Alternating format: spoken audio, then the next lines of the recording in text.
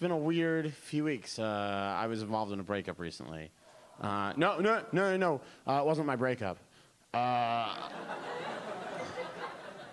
was at a Starbucks, and there was a couple sitting next to me,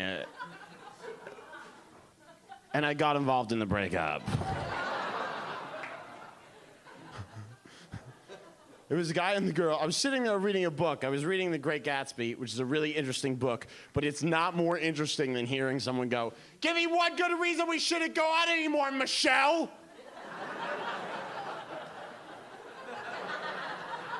And I was like, this could close. She was clearly the one doing the breaking up. Clearly. He's like, "Give me one good reason we shouldn't go out anymore, Michelle." She misheard him. She misheard him because he said, "Give me one good reason we shouldn't go out anymore." And she heard, "Give me 35 reasons in a row." In public as loudly as possible. And it could have been one reason. All of the reasons were variations on, "You're not smart enough for me." She could have just said that. She didn't. She took a scenic route. Give me one good reason we should have gone more, Michelle. "You're not smart enough for you, you're not educated enough for you, you're not mature enough for you, you're not emotionally mature enough for you, you're not sophisticated enough for you, your taste in music is bad, your taste in food is childish, your taste in clothing is like, look at you." Like, I can't remember the last time you picked up a book or a magazine of your own accord. You're not intellectually curious. Your vocabulary isn't as extensive as I would like. You're not very erudite. And you could see the whole Starbucks be like, "Fuck, he said one reason." And you could see the poor guy wanting to argue with her and be like, "I am smart enough for you." But you could also see him thinking like, "What does erudite mean?" And this is where I stepped in. Hold on. This is where I stepped in. She said, "Hey, Kev," which, by the way, enough of a reason for me. What are you, 7? "Hey, Kev, we should just be friends." That is a terrible start to a friendship. "Hey, I never want to fuck you ever again. Hey, here's a laundry list of reasons you're one of the dumbest people I've ever met. We should catch a movie sometime." And I turned around in a crowded Starbucks and I went, he has enough friends.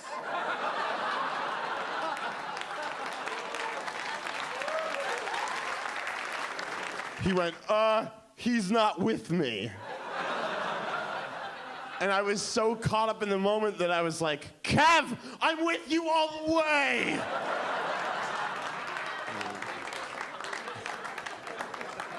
There was news recently. Anyone know the most popular song of all time? Anyone know? Happy Birthday. Happy Birthday. I've gotten some bad guesses, don't worry. Last week someone went, "Titanic."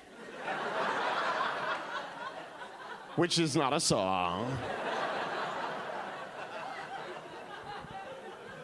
And yesterday, someone apparently seriously went, "All Star" by Smash Mouth. And I was like, that's not even the best Smash Mouth song! Happy Birthday, it just went out of copyright. It was a big story. So now it's like, yeah, it's public use now. It's a big deal. And it's a real song. I didn't know. It was written by 2 sisters, Mildred and Patty Hill, in 1912. And the New York Times published an interview they did in the 50s with Mildred, and the interviewer took this shit really seriously. He's like, "Given the success of Happy Birthday, brackets, to you.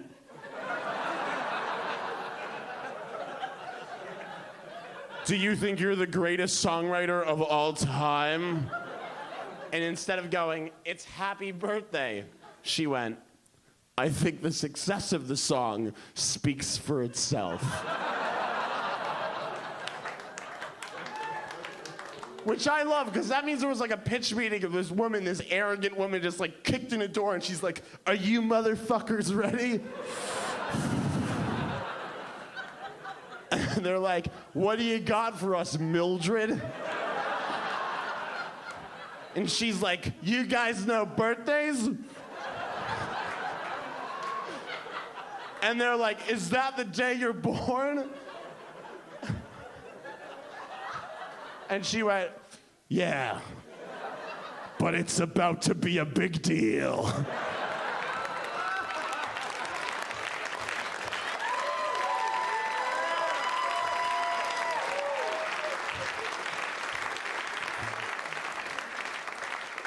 And she's like, line number 1, happy birthday to you.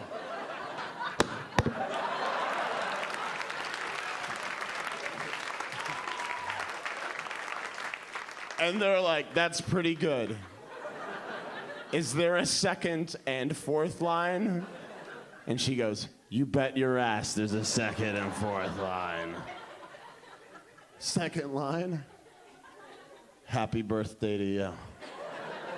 And they're like, slow down.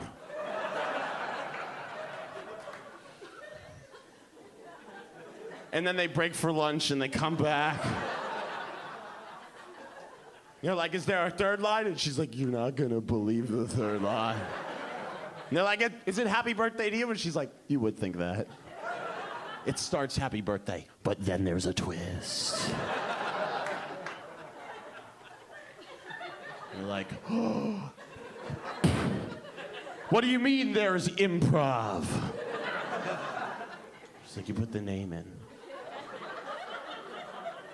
What name? And you're like, any name, as long as it's their birthday.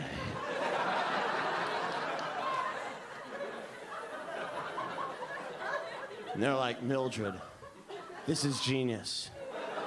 One day, morons at TGI Fridays will demand that the waiters come out and scream at their friends. And they're like, in the fourth line, and she's like, why change a winning formula? Hi, guys. Wow. This is so cool. This is my first time in Australia. It's my first time in the Southern Hemisphere. Yeah, thank you. Oh, well done, Southern Hemisphere. It's been a crazy year for me. Like, I traveled a lot. I did a lot of stand-up comedy. My brother got married. And on Thanksgiving, I came out to my family, which is a big thing. No, I'm not gay. I just thought it would be hilarious. I have an uncle who doesn't like gay people, and because of that, I have come out of the closet on Thanksgiving every Thanksgiving for the last 6 years. And they say that coming out is the hardest thing that a young person can do, and it is. But it gets easier every single year.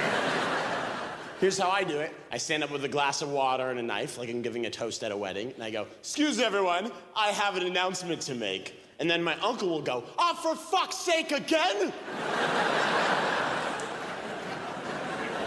And then I release the doves, and I do my musical number, and I throw the glitter, and I sit down.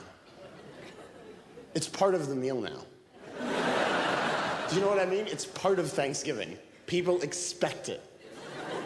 It's part of the ritual of Thanksgiving. Like, the turkey comes out, the potatoes come out, I come out.